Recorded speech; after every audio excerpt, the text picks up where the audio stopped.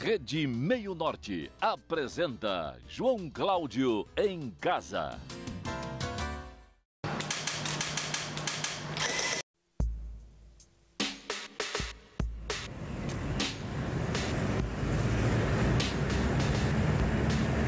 Eu olhando no carro aqui, a paisagem mudando sempre.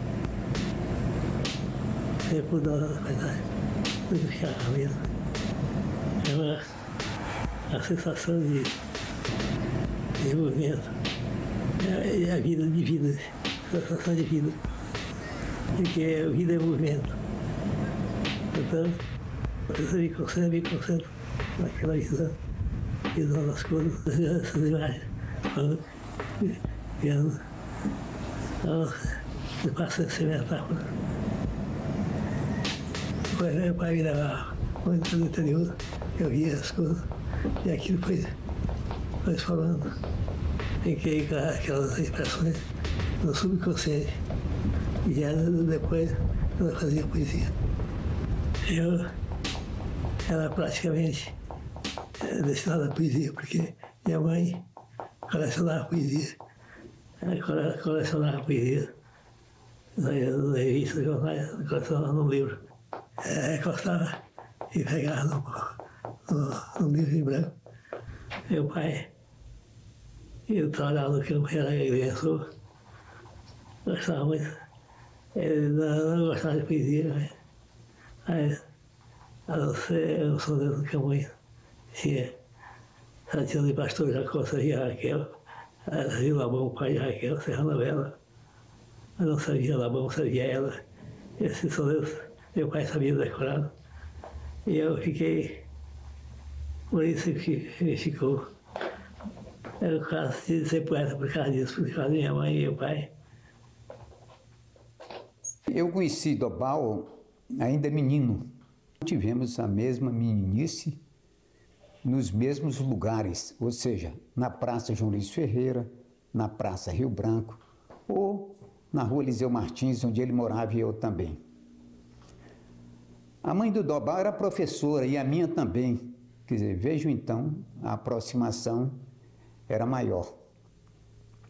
Um dia eu cheguei na casa do Dobal, minha mãe foi visitar a mãe dele, eu cheguei na casa do Dobal, ainda início da adolescência, e ele me mostrou um poema e em seguida um conto.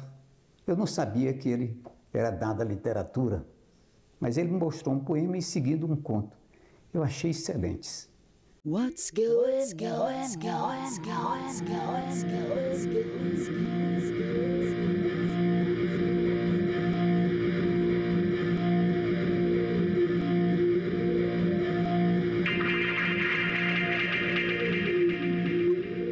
Mas naquele tempo, um parente meu do Rio me mandou para mim um livro sobre cadeia que não existia daqui do Piauí. A gente lia tudo, todos os comics que apareciam, e o Dobal foi o representante, foi o responsável, aliás. Eu me lembro bem de que o primeiro álbum que apareceu foi o de Flash Gordon no Planeta Mongo. E a partir daí, o Flash Gordon era conversa do café, do almoço, do jantar, dos encontros. A gente sonhava e pensava em alcançar e atingir outros mundos, quando a gente não havia alcançado nem o nosso mundo local aqui. Então, hoje na selva, o próximo mandar aqui mais. Lendo aquilo, aumentou a nossa vontade de ler, a vontade de aprender a ler mais.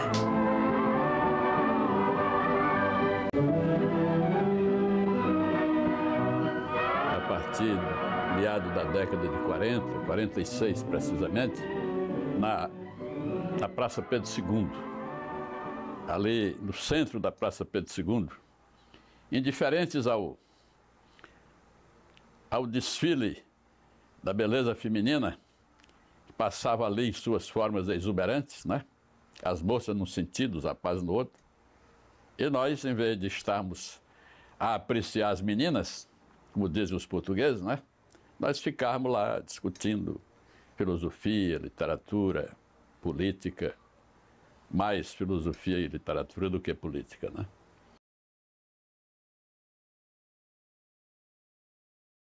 Eu sei que eu no meio da praça. Aquilo era conhecido como Chato Boy. O Chato Boys? Chato Boy, que era para as meninas e para os ficavam no centro da praça, discutindo literatura e costas as mulheres. Eu creio mesmo que as discussões que a gente estabelecia naquela época eram discussões que deram rumo à intelectualidade nascente no Piauí.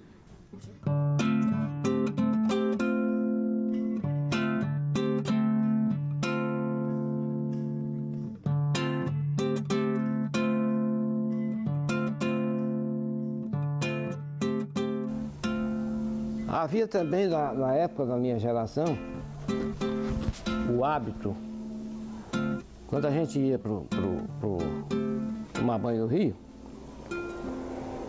era de olhar a lavadeira. Ah, meu amigo, era um negócio incrível, aquela preocupação, a gente se escondia, tal, ficava naquelas balsas, aqueles negócios, balsa de Buriti mesmo. A gente se escondia por ali. Aquele tempo era longe, muito longe do Buriti. Meu pai não sabia disso. Parecia aquela mancha de sol, mancha branca.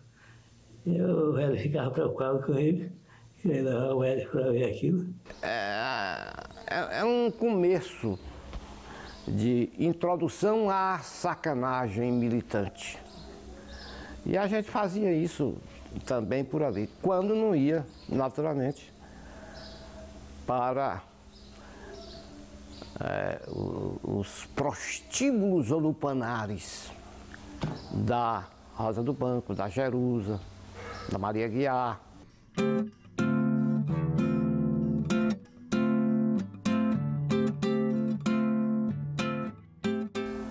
Aí chegamos à Faculdade de Direito.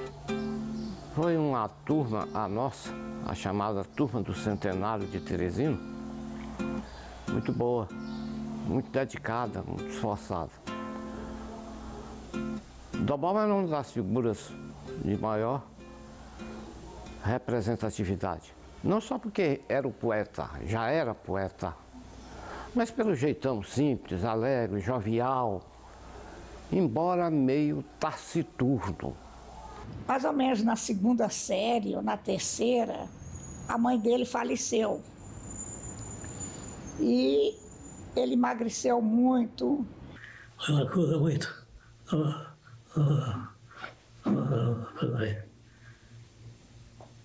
Minha mãe era uma figura muito suave, muito. E a morte dela foi muito, um golpe para nós, muito grande. Demorou muito tempo, assim, um ano e pouco. É que ele estava doente, aí ficou em casa, assim, raramente ele ia à aula, e eu só fazia as provas. Para ajudá-lo, eu anotava as aulas e descia e passava, a pretexto de visitar minha avó, eu passava na casa dele e deixava com a irmã, a Verbena, todo o material das aulas que eu havia tomado. No dia seguinte, eu anotava as aulas daquele dia, descia, e a Verbena me entregava o caderno da aula anterior, que ele havia copiado e estudado, e eu deixava os novos. E assim, até que ele ficasse bom, eu passava diariamente lá.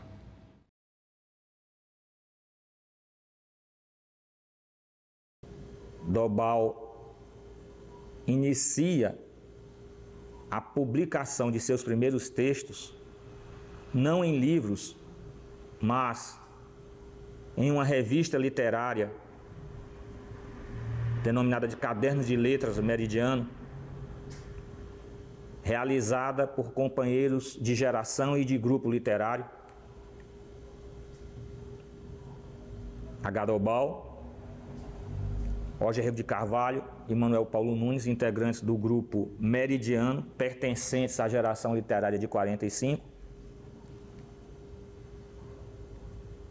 no ano de 1949.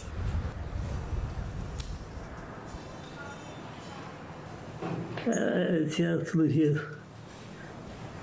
A pessoa que me dá, alguém me deu uma astrologia. A astrologia de poetas ingleses e americanos. E dessa, sabe, o Wall Street. Então eu achei que ele tinha muita coisa. E meus primeiros poemas foram baseados nele.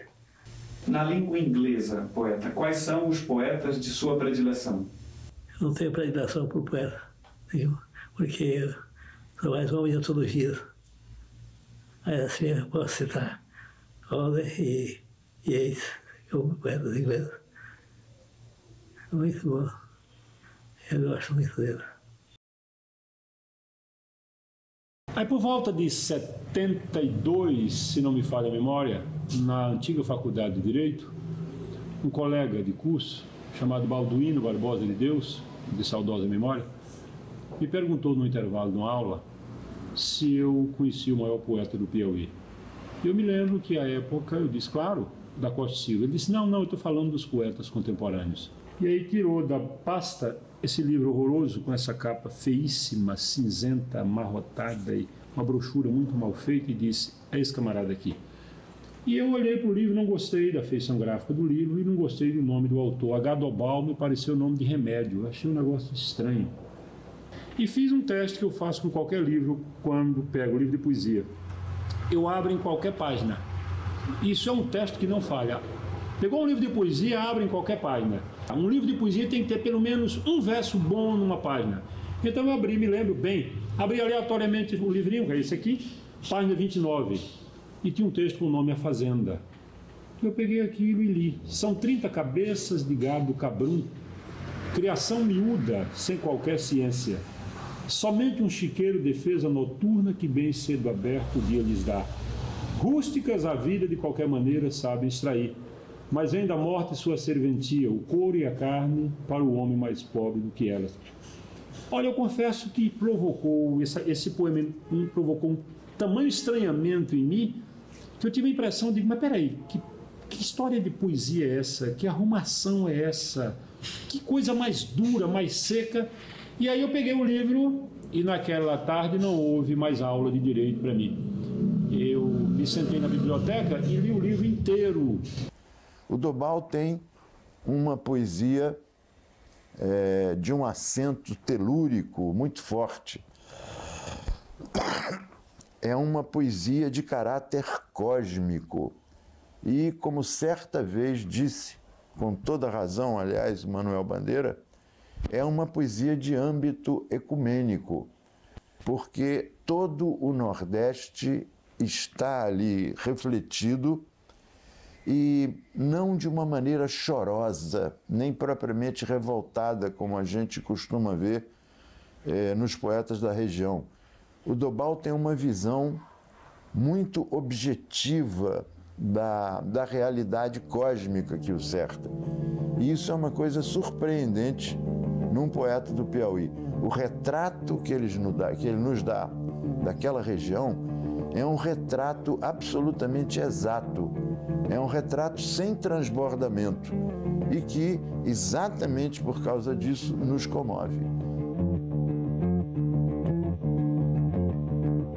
Então essa poesia aqui, para mim, ela vai definir todo o Dobal.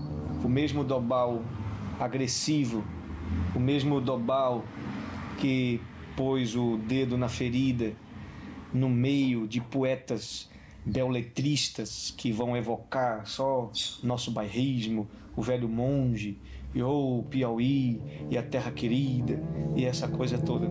Ele é que vai dizer, olha, nós somos pequenos, nós somos feios, nós somos pobres, e isso Não é que isso seja um motivo de vergonha, mas é um motivo de tomada de consciência. Nós somos assim. O que faz o nosso compromisso original é isso, e ele precisa mudar. E ele vai pegar todos os aspectos dessa formação piauiense. Então eu vejo o Dobal como o poeta, o escritor, o literato, o artista mais piauiense de todos. Por que a sua poesia pouco deve à poesia piauiense dos fundadores de nossa academia, de modo especial a de nossos poetas maiores, como Da Costa e Silva, Martins Napoleão e Celso Pinheiro? Porque esses poetas, o Martins Napoleão, é um poeta que podia ser poeta aqui, aí na China, era a mesma coisa. Ele não era influenciado pela paisagem. O Da Costa e Silva escreveu belos poemas no Piauí, não tem os piauienses. Mas também não se pode dizer que seja um poeta piauiense. Então o Celso Pinheiro também era outro. E ia com a cabeça tudo bem. Eu era um poeta que se preocupava com o tema do Piauí.